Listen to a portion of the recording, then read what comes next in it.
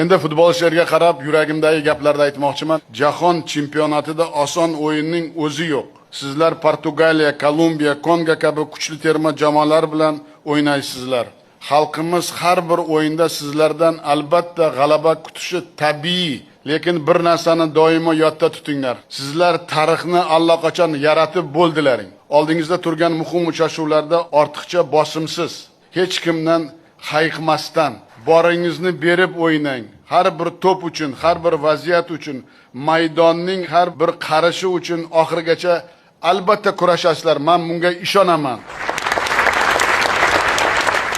Barcha mas'ullarga, elchilarga topshiriq berganman. Mundialdagi barcha o'yinlarda fan klublar a'zolari, minglab futbol muxlislari, Amerikadagi vatandoshlarimiz ham stadionda sizlarni qo'llab-quvvatlab turadi.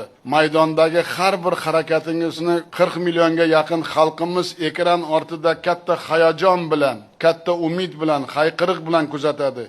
Yuraklarni jumbushga keltiradigan hissiyot oladi. Yodingizda bo'lsin. El yurtimiz sizlarga ishonadi, prezident ham sizlarga ishonadi. Ana shuni hech qachon unutmanglar.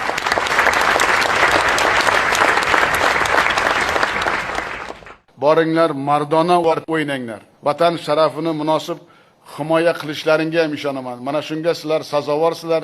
Yana bir marta bugungi bayram bilan, sizlarning g'alabalaring bilan o'zim xalqim nomidan tabriklayman. Sog' omon bo'linglar.